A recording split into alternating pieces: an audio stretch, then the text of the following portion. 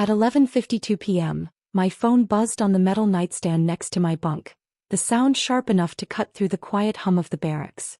I had just finished checking the next day's transport schedules, still half in work mode, my uniform folded neatly over the back of the chair because I had planned to leave early in the morning.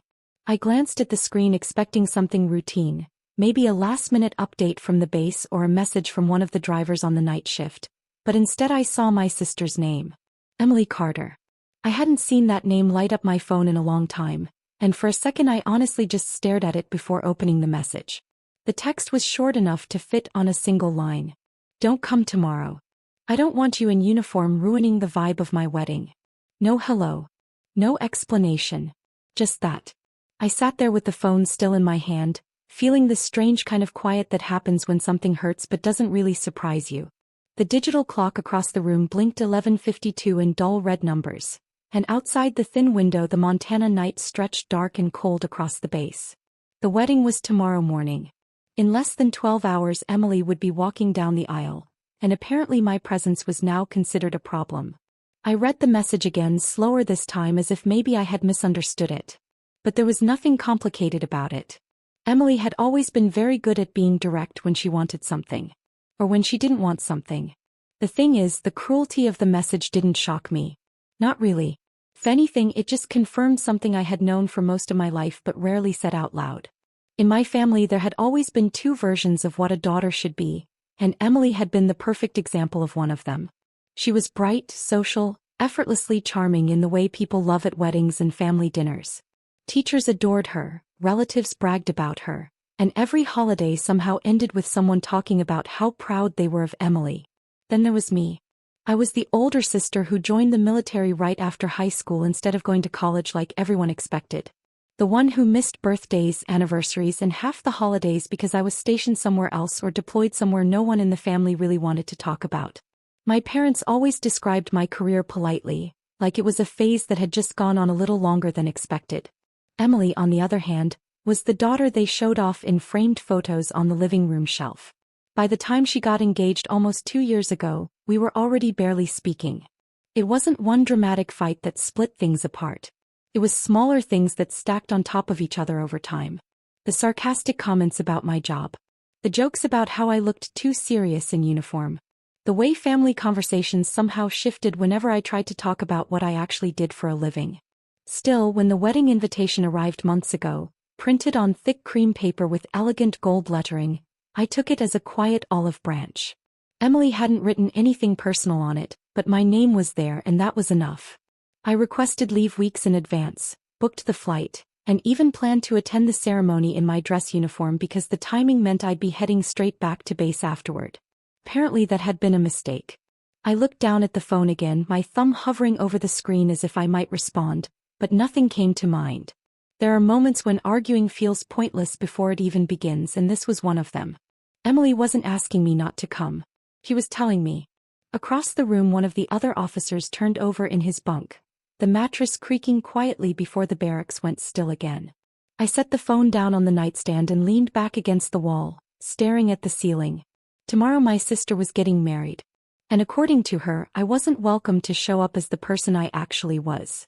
I grew up in Greenville, South Carolina, in a house where the roles between my sister and me were so clearly defined that eventually nobody even questioned them anymore.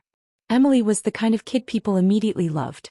She had this natural polish even when she was little, the kind of charm that made teachers smile at her before she even said anything.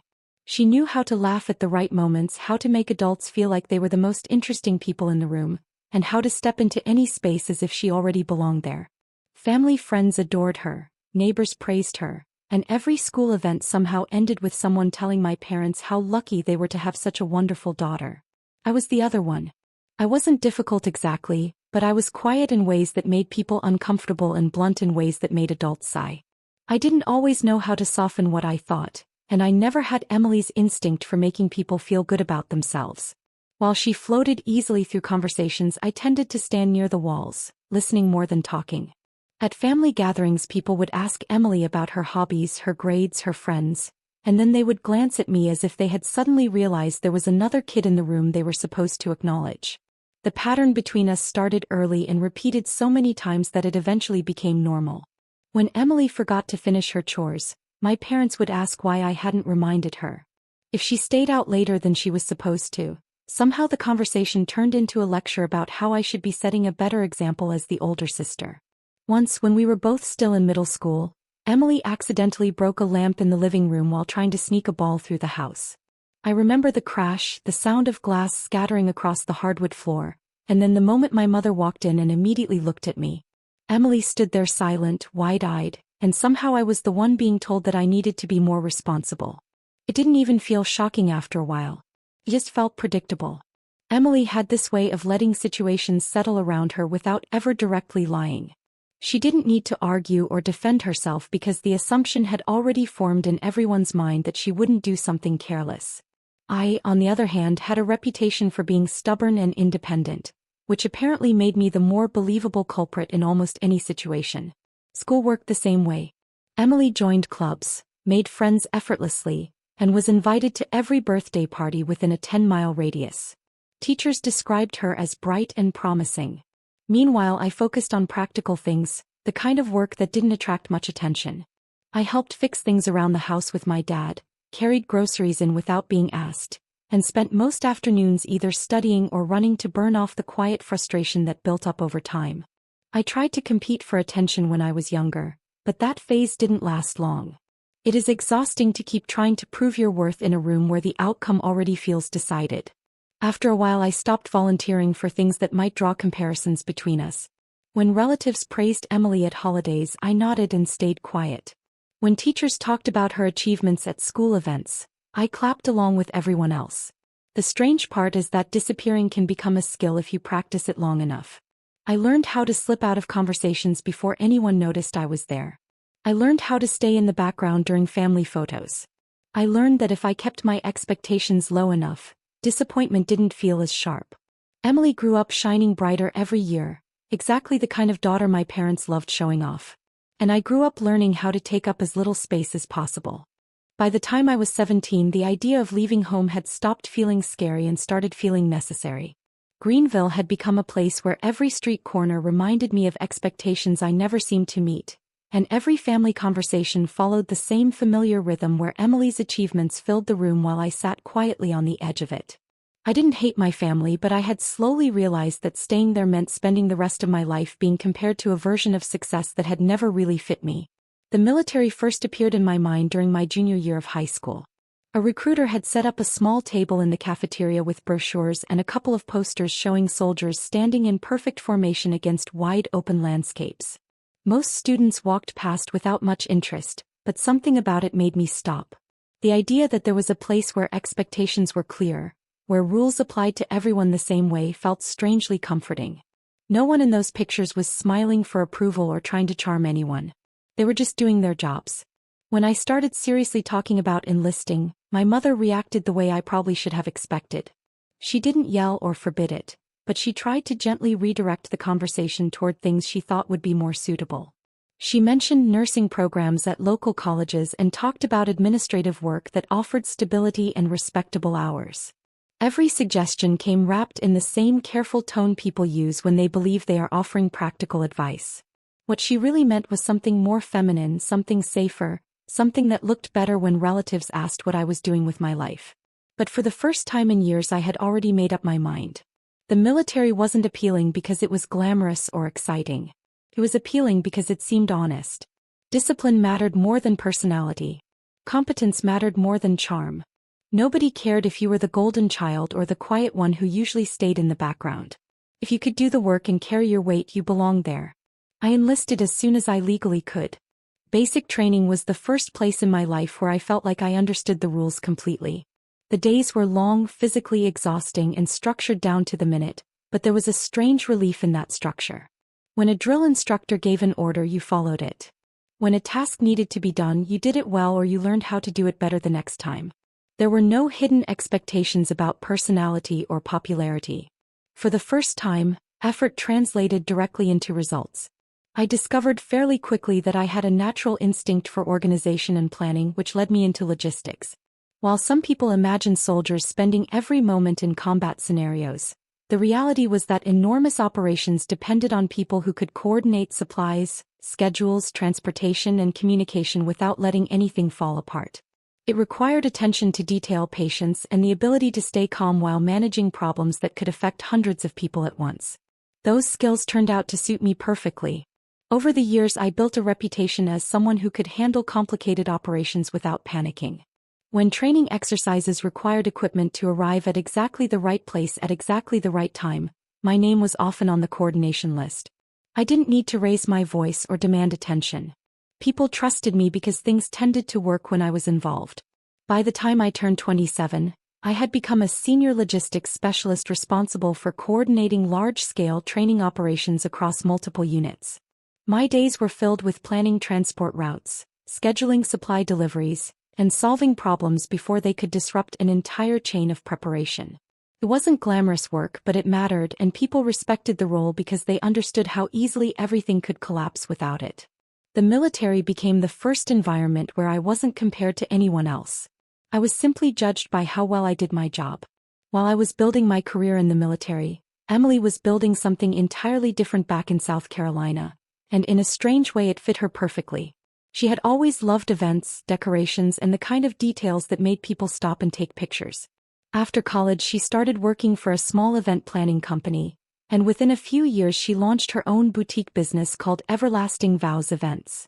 The name alone sounded like something designed specifically for Instagram captions and glossy magazines, and judging by how quickly her reputation grew, it worked. Emily had a natural talent for turning weddings into something theatrical. Her ceremonies were full of soft lighting, elaborate floral arrangements, carefully curated color palettes, and every kind of visual detail that photographers loved. Couples who wanted their wedding to look like a luxury magazine spread started seeking her out, and before long she was posting photos of destination venues, champagne towers, and brides standing under arches covered in thousands of flowers. My parents followed every single update. Their social media pages slowly turned into something that looked like a promotional fan club for Emily's career. Every time she posted a new event or a glowing client review, my mother would share it immediately with long captions about how proud she was of her talented daughter. My father, who normally didn't say much online, would leave comments about Emily's incredible work ethic and how she had always been destined for success. Family friends would fill the comment sections with praise, and the posts would keep circulating through the same circle of admiration. Meanwhile, my own life moved forward quietly in places far away from Greenville. I was being promoted, taking on more responsibility, coordinating larger operations, and occasionally being sent to locations where the work mattered far more than recognition. Every once in a while I would send my parents a short update just to keep them informed. A message about a new assignment, a note that I had completed a difficult training program, or a quick mention that I had received an award from my unit. The responses were always polite but brief, usually something simple like, "That's nice, stay safe," or, "We're glad things are going well." Those messages never appeared on their social media pages. At first I told myself it didn't matter because the work I was doing wasn't meant for public applause anyway. Military logistics wasn't something you could easily turn into a celebratory photo post, and most of the operations I worked on were too complicated or too sensitive to describe in detail. But after a while the pattern became impossible to ignore.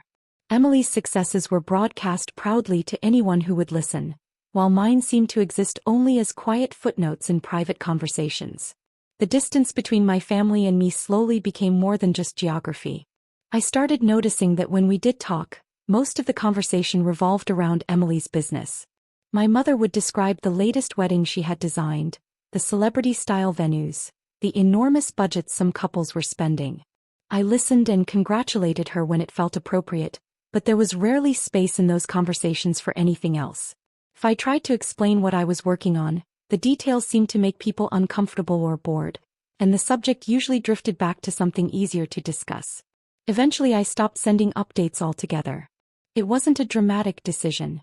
I just realized one day that I had gone several months without sharing anything about my work and nobody had asked.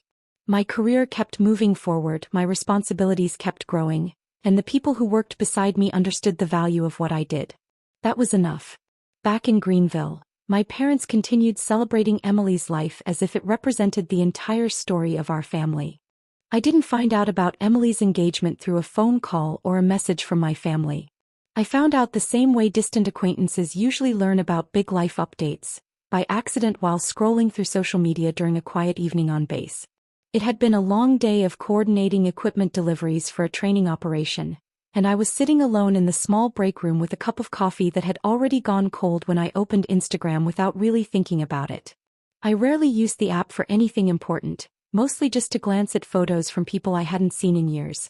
But that night the first thing that appeared on my screen was a picture of Emily standing in a field of soft golden light with a man I vaguely recognized beside her. Her left hand was held forward toward the camera, the ring catching the sunlight in a way that was clearly intentional. The caption was filled with heart emojis and excited comments about forever, dreams coming true, and the beginning of a beautiful life together. I stared at the photo for a moment before noticing that I hadn't even been following the account that posted it. One of my cousins had shared the picture and tagged half the family in the caption, including me, which is probably the only reason it showed up on my feed at all. That was how I learned that my sister was engaged to Jason Whittaker.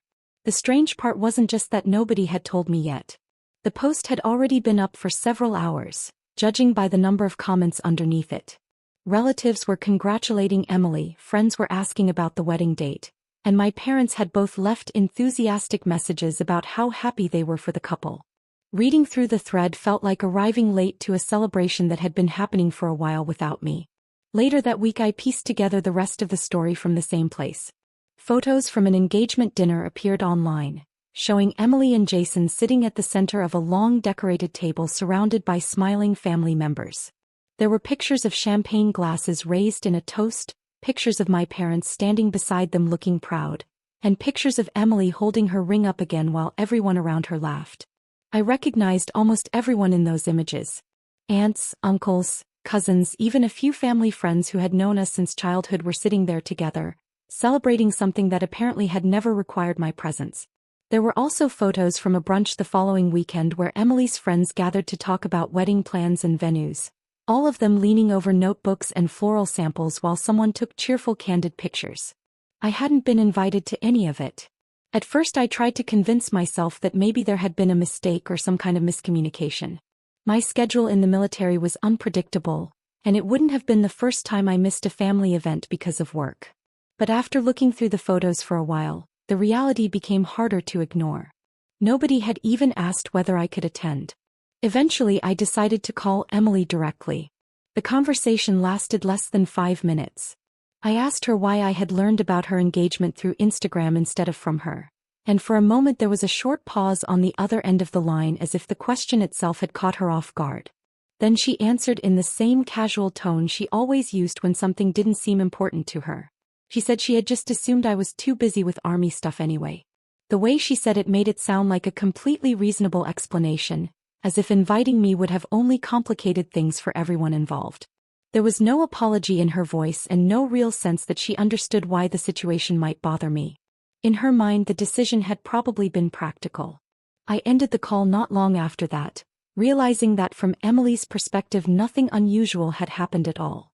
Several months after Emily's engagement announcement had quietly passed through my life like a headline that didn't really belong to me, I was sitting in my office on base during a slow afternoon when I stumbled across something that made me pause in a way I hadn't expected.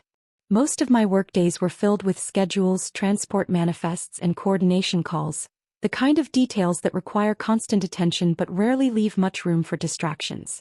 That afternoon I had been reviewing supply requests when one of the younger officers at the next desk mentioned a wedding blog he followed that showcased elaborate venues around the country. He was scrolling through photos and occasionally turning his monitor toward the rest of the room to show off some dramatic mountain ceremony setup or impossibly decorated reception hall. Normally I wouldn't have paid any attention to it. Wedding planning content wasn't exactly something that overlapped with my daily responsibilities. But when he turned the screen again and mentioned the name of the venue in passing, something about it caught my attention immediately. Silver Ridge Retreat. The name landed in my mind with a strange sense of familiarity. I leaned slightly toward his desk and glanced at the screen, where a blog article displayed a series of glossy photographs showing a wide mountain property just outside Bozeman, Montana.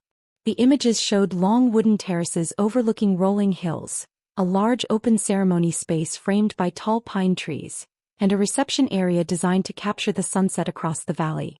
It looked exactly like the kind of dramatic location that people would choose if they wanted their wedding photos to look cinematic. Then I noticed the caption beneath the article. The post was written as a promotional feature about an upcoming luxury wedding designed by Everlasting Vows Events, highlighting Emily Carter as the planner behind the event. The article described how she had chosen Silver Ridge Retreat as the perfect destination venue for an elegant mountain ceremony scheduled later that year. There were even quotes about how the location offered breathtaking views and an atmosphere of peaceful seclusion that would make the celebration unforgettable. I sat there staring at the screen longer than I probably should have. The reason the name of that property felt familiar wasn't because of anything related to weddings. It was because I had personally reviewed documents connected to it less than a year earlier. Silver Ridge Retreat had been quietly purchased through a federal contract by the logistics division I worked for as part of a new remote training initiative. The land itself was ideal for large-scale coordination exercises because it was isolated, spacious, and far enough from major population centers to allow equipment movement without constant public attention. The purchase had been handled discreetly, which was normal for projects like that.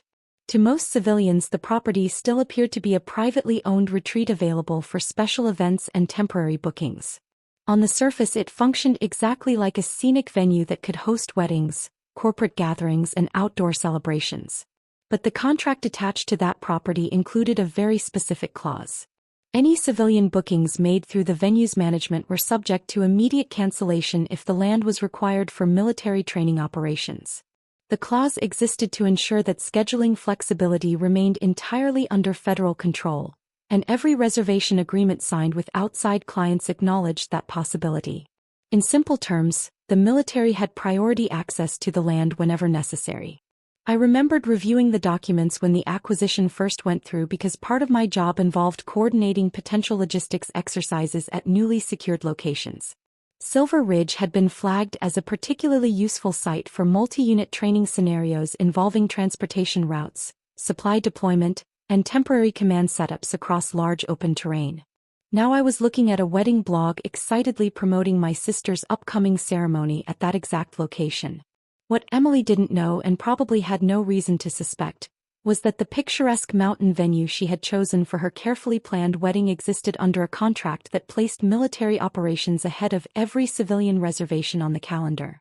After I closed the wedding blog article, the name of the venue kept circling in my mind in a way that made it impossible to simply return to my paperwork. Silver Ridge Retreat was not just a scenic mountain property to me. It was a location that existed inside our operational planning system, attached to maps, schedules, and training documents that most civilians would never see. The realization that Emily had chosen that exact place for her wedding felt strange enough that I opened the internal logistics database almost without thinking, just to confirm what I already suspected. The system we used tracked every training location, every supply movement, and every scheduled exercise months in advance because coordinating large groups of soldiers required an enormous amount of preparation. Vehicles had to be assigned, communication units needed testing, equipment had to arrive at precise times, and multiple teams had to know exactly where they were supposed to be operating. When I typed Silver Ridge into the location search field, several entries appeared immediately. One of them caught my attention right away. It was a large-scale field training exercise scheduled for the same general timeframe that the wedding blog had mentioned. I opened the file and began reading through the details, slowly at first and then more carefully as the timeline became clear. The exercise had been approved months earlier as part of a seasonal readiness program involving multiple units rotating through remote terrain operations. Silver Ridge had been selected specifically because its size and isolation made it ideal for practicing coordinated movement across several zones at once. The document listed everything in typical military detail. Dozens of soldiers assigned across different teams. Several transport vehicles scheduled to arrive before sunrise. Portable communication towers that would be assembled near the ridge line to simulate command coordination in difficult terrain. Supply drops, navigation drills, and simulated combat exercises designed to test response times under pressure. And then I saw the start time. The operation was scheduled to begin early Saturday morning. The exact morning Emily's ceremony was supposed to take place. I leaned back slightly in my chair, reading the date again just to be certain there was no misunderstanding. The timeline had been finalized long before the wedding blog post was written, which meant the exercise had been locked into the system months earlier. Preparations for something that large weren't casual decisions. Equipment had already been allocated, units had been notified, and the training rotation for that location was part of a broader schedule affecting multiple groups across the region. From the military's perspective, it was simply another planned operation in a remote training area. From Emily's perspective, it was the location of a carefully planned luxury wedding. The details continued for several pages as I scrolled through the file. Arrival times for convoy vehicles. Communication check schedules. Instructions for establishing temporary field stations across different sections of the property. The entire exercise was designed to run through the morning and continue well into the afternoon, with multiple phases unfolding across the terrain that wedding guests would probably assume belonged entirely to the venue. I pictured the scene described in the blog article, the quiet mountain ceremony space with its decorated arches and perfectly arranged seating. And then I imagined the same location filled with soldiers running drills, engines idling nearby, radios transmitting instructions between teams. The contrast was almost surreal. What made the situation even more unusual was the clause I had remembered from the property contract. Civilian bookings at Silver Ridge existed under the condition that military operations could take priority whenever necessary. That clause was rarely invoked because most venues carefully avoided scheduling events during known training periods. But if a conflict did appear, the policy was very clear about which side had final authority. I closed the file slowly, the date of the exercise still sitting clearly in my mind. Saturday morning. The exact morning Emily had chosen for her wedding ceremony. When I first saw the schedule for the field training exercise and realized it directly conflicted with Emily's wedding, the instinctive reaction was a mixture of disbelief and a fleeting curiosity about whether I could somehow adjust things.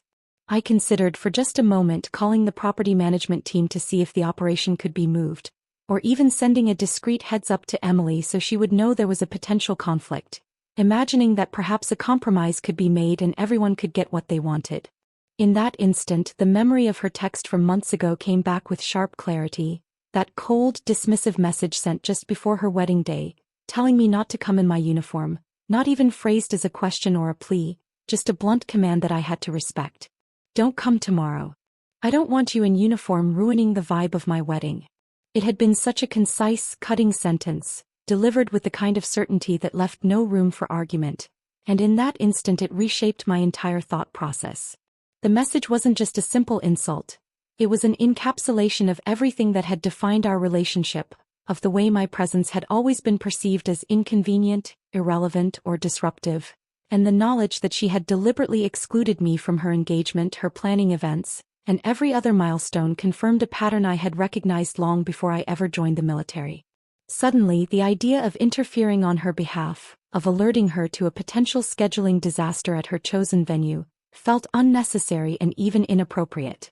Why should I expend energy bending rules or rearranging schedules for someone who had so casually erased me from the most important day of her life?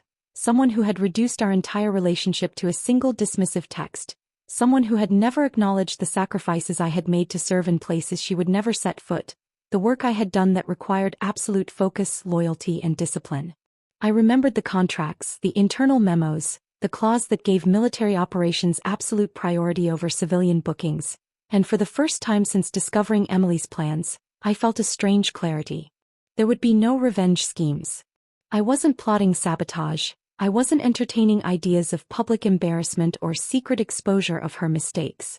Those kinds of actions would have been petty, beneath the discipline that had shaped me into the logistics specialist I had become, and most importantly, they would have undermined the very principles that had made the military a refuge from a lifetime of being overlooked. My satisfaction came not from malice, but from doing exactly what I was trained to do, executing operations with precision, following protocols without hesitation, and ensuring that every aspect of the plan unfolded according to the schedule and rules in place. I reviewed the operation timeline in detail, noting the arrival of vehicles, the deployment of communication units, the establishment of temporary command posts, and the coordination of dozens of soldiers who depended on my planning to execute each phase without error. Every checkbox, every scheduled drill, every simulated combat exercise was carefully accounted for. I double-checked supply allocations, confirmed transport assignments and verified personnel rotations. The reality of the task in front of me was vast and all-consuming, and the thought of altering it for a civilian event, especially one from which I had already been intentionally excluded, felt incongruous with the purpose that had guided me for years. The military did not accommodate personal grudges or family dramas. It required exactitude, and I had learned early on that precision mattered far more than sentiment. So I chose not to intervene. I left the training exercise exactly as it had been planned, unchanged in every detail, my attention fully on the logistical execution rather than the personal implications.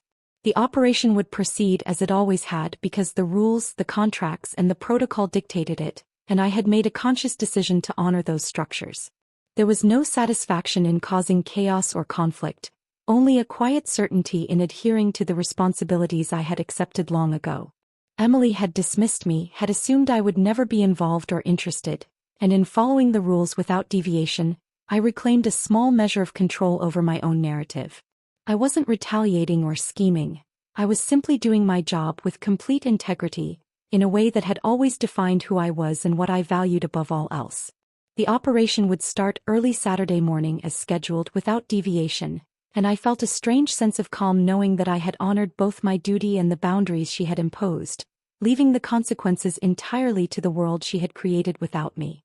I arrived at Silver Ridge Retreat just before 4:45 a.m., the first light of dawn barely beginning to touch the peaks of the surrounding mountains, and the convoy of military vehicles I had coordinated rolled into the wide clearing with the quiet precision that comes from countless drills and rehearsals. Trucks carrying communications gear, transport vehicles loaded with supplies, and a fleet of smaller tactical units moved into position exactly where I had mapped them weeks earlier, every route planned down to the minute to avoid delays or confusion, every driver and soldier briefed on their assigned locations and responsibilities. The morning air was cold and crisp, carrying the faint scent of pine and dew, and while the world around me still seemed peaceful in that soft pre-dawn light, the space behind the ceremony site, the thick forest that had been intentionally chosen for the field exercises, was alive with motion almost immediately after the convoy arrived. Soldiers moved quickly and silently at first, assembling communication towers, setting up temporary command posts, and deploying portable equipment that would allow for coordinated exercises across multiple zones of the property, their actions smooth and professional, almost ritualistic as though they were extensions of the landscape itself. By 5:15 a.m. the drills had begun in earnest, with teams splitting into smaller groups to practice maneuvers and simulated engagements deep in the woods, the rustle of tactical gear mingling with the faint sounds of birds waking to the morning light. As the minutes passed, the operation expanded naturally into a full-scale exercise, with shouted commands carrying through the trees and the first reports of blank gunfire echoing across the clearing, creating a rhythm of noise that contrasted sharply with the serene, manicured gardens where Emily's ceremony was supposed to take place. Vehicles rumbled over dirt paths, soldiers coordinated movements across multiple teams, and communications units transmitted instructions back and forth with a crisp efficiency, all while I monitored timing, locations, and safety protocols, making minor adjustments only where necessary to keep everything on schedule. The forest behind the ceremony site became a hive of organized chaos, with simulated combat drills unfolding as if the property itself had been transformed into a miniature training zone, every soldier moving with precision, eyes scanning, radios crackling, and commands repeated in short, clipped sentences that carried through the early morning air. By the time the first hints of sunrise touched the mountaintops, the contrast between the forested drill area and the open ceremony lawn could not have been more stark. The wedding site itself was still immaculately decorated, white chairs lined in neat rows, floral arches set against the panoramic mountain backdrop, and tables arranged carefully for reception preparations. But as the light strengthened, the quiet beauty of the venue was punctuated by the unmistakable presence of military vehicles and uniformed soldiers stationed at intervals around the edges of the property. Guests began arriving shortly after 6 a.m., driving along the long gravel driveway in expensive cars and limousines, men in tailored suits, women in pastel dresses and heels, all chatting in low voices and consulting phones or printed invitations as they pulled into the parking area. Their initial excitement quickly shifted into confusion as they saw soldiers moving strategically across the grounds, vehicles positioned in what seemed like defensive patterns, and communication antennas rising from the forested area behind the site. All of it creating a scene that none of the wedding invitations or blog photos could have possibly prepared them for. Some guests stopped mid-step, glancing between the ceremony lawn and the forest with a mixture of curiosity and unease, whispering questions to one another about whether this was part of a planned theme, a surprise display, or some kind of emergency response they hadn't been informed about. I observed it all from the edge of the clearing, clipboard in hand, making subtle notes and checking each position against the operational map I had prepared. Soldiers moved efficiently without drawing attention to the guests, maintaining the integrity of the training schedule while remaining vigilant for any unexpected interactions. Blank rounds were fired at scheduled intervals, commands were repeated and relayed, and teams executed maneuvers that, to the untrained eye, might have looked like chaos but were actually a carefully choreographed sequence I had designed to test coordination under real-world conditions. The noise carried across the property, reaching the wedding guests in waves of shouted instructions, metal clattering against equipment, and the occasional controlled blast, and I noticed how their conversations faltered, smiles dimmed, and the previously cheerful atmosphere began to feel strangely tense. By 7 a.m., the venue was fully active on both fronts. The wedding site prepared for ceremony, guests milling about in anticipation, and the forest alive with soldiers performing exercises that had been scheduled months in advance. The contrast could not have been more dramatic, with pastel dresses and floral arrangements set against the backdrop of tactical gear, vehicles, and shouted commands. The property had become a landscape of dual realities, one celebrating love and family, the other testing the discipline, coordination, and readiness of dozens of soldiers under my direction, all unfolding simultaneously without compromise. I moved between points of observation, ensuring timing and placement were exact, conscious that my role required strict adherence to protocol, and feeling the quiet satisfaction that came from executing an operation flawlessly, while every wedding guest tried to make sense of the chaos encroaching on what was meant to be Emily's perfect day. Around 8:10 a.m. as the first warm light of the morning began to spill across the mountain ridges, I noticed movement from the main house at the edge of the clearing, where Emily had been getting ready with her bridesmaids. She emerged in a flowing silk robe, her hair partially pinned up, the last touches of makeup still being applied, and for a brief moment her face carried the calm anticipation typical of someone moments away from a life-changing event.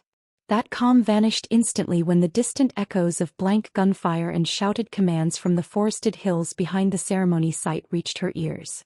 Her eyes widened in disbelief, scanning the property with a mixture of confusion and mounting fear as she caught sight of soldiers maneuvering with tactical precision, carrying equipment and executing drills across the hillsides. The pristine wedding lawns, the white chairs, and the floral arches seemed suddenly overshadowed by the presence of uniformed soldiers, vehicles strategically positioned around the perimeter, and communication towers rising like metal spires from the forested backdrop. The contrast was stark and undeniable, and the realization hit her with full force, visibly draining the color from her face. Without hesitation, she pushed past a couple of bridesmaids, silk robes swishing against the marble floor, and strode directly toward where I had positioned myself near one of the command posts at the edge of the clearing. Her heels clicked sharply against the stone path, and by the time she reached me, panic was etched across every line of her face. Her voice, a mixture of outrage and disbelief, demanded explanation. She gestured wildly toward the hills, toward the vehicles, and toward the groups of soldiers coordinating maneuvers and practically shouted, "What is going on? Why are there soldiers running drills on my wedding day? What is happening here?"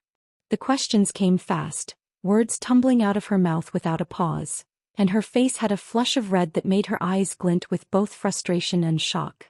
She seemed incapable of processing that this was not a theatrical wedding display or some themed event, her disbelief creating a frantic energy that made everyone around her hesitate.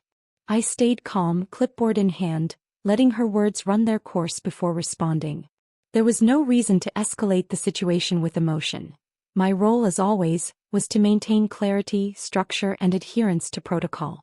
I explained in precise, measured tones that the land she had chosen for her wedding, Silver Ridge Retreat, was under a federal contract held by the military, and that the large-scale training exercise currently underway had been scheduled and approved months before any wedding plans had been made. I outlined briefly the scope of the operation, The number of soldiers, the vehicles, the communication setups, the field maneuvers and the simulated drills, emphasizing that the timing of the exercises was based on long-term logistical planning and could not be altered on short notice. Every point was delivered calmly without emotion because it was simply fact, and in my mind facts did not require apology or negotiation. The contracts and schedules dictated the reality of the situation, and that reality was now fully visible to her. Her reaction shifted instantly from confusion to fury. She stepped closer, gesturing toward me with her hands in wild arcs, and her voice rose in pitch, slicing through the crisp mountain air. She accused me of intentionally ruining the wedding, as if my presence and knowledge of military protocols were somehow a personal weapon she had failed to anticipate. "You're doing this on purpose. You're ruining everything," she shouted, her silk robe fluttering with the motion of her movements, her perfect makeup and carefully styled hair doing little to soften the intensity in her expression. She continued, almost breathlessly, recounting everything she had imagined for this day, how she had envisioned the morning light illuminating the ceremony, the soft music, the tranquility of the mountains, and how none of it could survive the sudden, thunderous intrusion of soldiers running drills, vehicles rumbling along dirt paths, and shouted commands echoing across the hills. I remained calm, meeting her gaze evenly, my voice steady and deliberate as I repeated the essential facts. The land belonged to the military, the training exercise had been scheduled months in advance, and the operation was executing precisely according to protocol. I did not respond to her accusations personally because there was no personal vendetta, no clandestine plot, no emotion-driven interference. The situation existed exactly as it had been authorized, and adherence to those orders was my responsibility. I emphasized the precedents established in the contract, the clause that granted military operations priority over civilian bookings, and reminded her that every detail of the exercise, from the positioning of vehicles to the timing of maneuvers, was coordinated under strict adherence to regulations. There was no ambiguity, no flexibility, and no opportunity to bend the rules for convenience, no matter the personal significance of the day. She took a step back, chest heaving, blinking rapidly as if the information were both shocking and infuriating in equal measure. Her hands trembled slightly as she gestured toward the distant tree line, the equipment, and the soldiers now fully engaged in drills, and I could see the storm of disbelief and frustration building in her eyes. She had assumed the world would bend to her vision for this one day, that her plans, her carefully curated ceremony, and her expectations would supersede any external reality.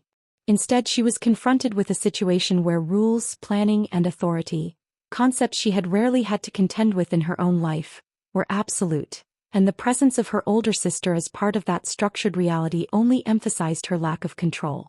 I did not need to add commentary or emotion.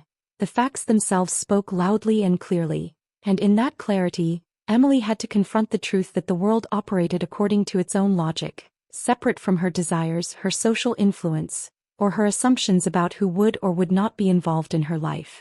The chaos had escalated quickly once the guests began to realize that the scene unfolding around them was no thematic wedding display but an actual military exercise happening simultaneously with the ceremony. Cars stopped in the gravel driveway, drivers leaning out of windows to try and make sense of the rumble of engines, the shouted commands, and the occasional crack of blank gunfire echoing across the hills. Bridesmaids clustered nervously near the lawn, clutching bouquets and whispering to one another, some stepping back in confusion as a convoy of vehicles passed closer than expected. Caterers looked around in panic, adjusting tables and chairs, some hurriedly attempting to move delicate floral arrangements to what they hoped was a safe distance from the drilling soldiers. The wedding planner, frantic and nearly hyperventilating, ran between the front lawn and the edge of the forest, clipboard in hand, trying to direct staff and guests simultaneously while failing to gain any sort of control over the increasingly impossible scene. Her voice rose in desperation over the din, issuing orders that were drowned out almost immediately by the sounds of tactical drills, the hum of engines and the echoes of repeated commands, leaving her in a constant state of visible panic. Emily herself had come fully awake to the situation, now wearing her silk robe but trembling with a mixture of fear, anger, and disbelief as she stood in the center of the clearing.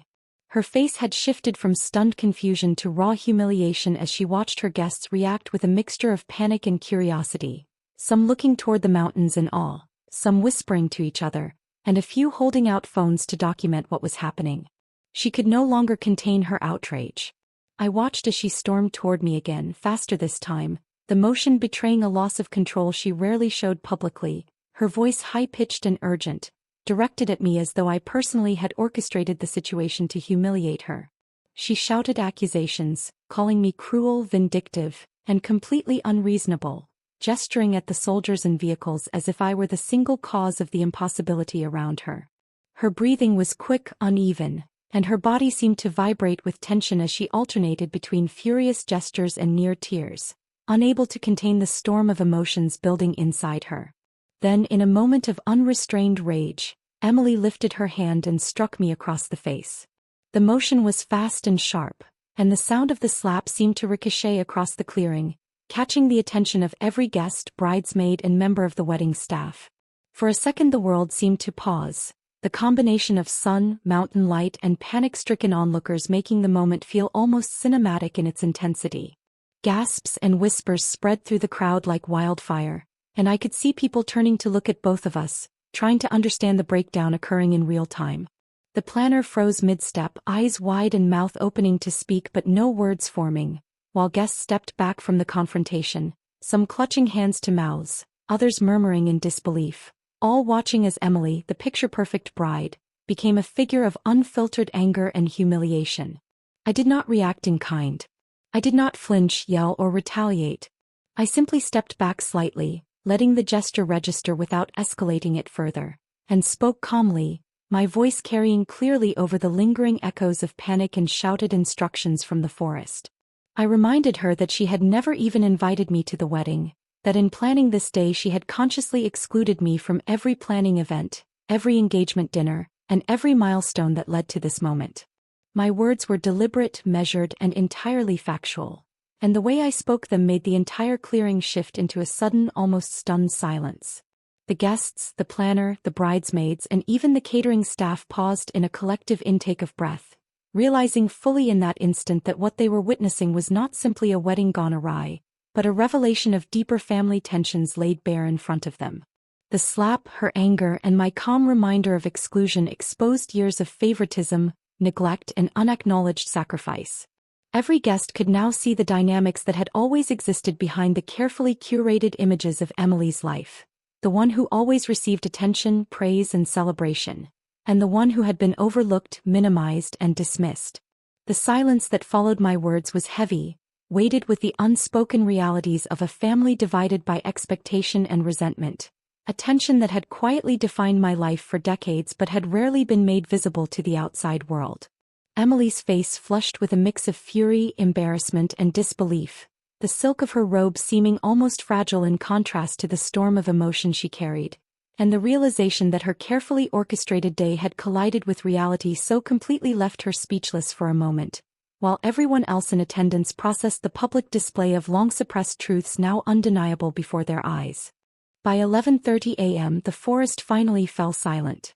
Soldiers packed up their equipment with the same precision that had defined the operation from the first rumble of engines before dawn, vehicles rolling down the narrow dirt paths in a disciplined convoy, communication towers dismantled and stacked neatly, radios switched off, and every team accounted for before leaving the property entirely, leaving the once bustling training grounds empty and still. The air smelled faintly of dust and pine, the echoes of shouted commands and blank gunfire fading into the distance, replaced only by the quiet murmurs of wedding guests who had lingered, uncertain whether to stay or flee. But the wedding itself had already unraveled. Chairs were overturned, floral arrangements trampled in spots where startled guests had jumped back from unexpected vehicle movements, and the planners moved among the lawn with frantic expressions, trying to salvage what little could be salvaged, though it was obvious the carefully curated schedule and meticulously arranged aesthetic were gone. Some of the guests lingered in small clusters, whispering among themselves, others had driven off, embarrassed or confused, unsure if they would ever speak of the day again, and the couple, overwhelmed by the morning's unfolding chaos, had retreated indoors, leaving Emily standing near the edge of the clearing, still wearing her silk robe, the morning light catching strands of her hair that had come loose in the frantic moments of panic. In the days that followed, there was little discussion within the family about the disaster that had become their wedding day. Social media posts tried to gloss over the facts, with pictures of reception tables, bouquets, and smiling faces carefully edited to remove the backdrop of military presence and overturned decorations. But those who had been there remembered everything. The commands, the vehicles, the noise, the stark collision of two entirely separate worlds. For me, work continued as usual. Training exercises were debriefed, reports filed, and operational efficiency evaluated, with the only lingering reminder of that day being the quiet satisfaction of having executed an operation flawlessly according to protocol, unaffected by personal relationships or past grievances. Then, unexpectedly, Emily showed up at my office on base a few days later wearing a simple dress and looking smaller somehow. Not the confident, polished presence she had always projected to the world, but a version of herself stripped of pretense and urgency. The moment she entered, there was a pause. Neither of us spoke at first, the hum of office equipment and distant radio chatter filling the awkward space between us. I motioned toward a chair without saying anything, and she sat, fidgeting with the edge of her sleeve as though unsure where to begin or whether words could capture the enormity of what she was about to admit. After a long moment, she finally spoke, her voice quieter, lacking the usual certainty and edge I had grown accustomed to.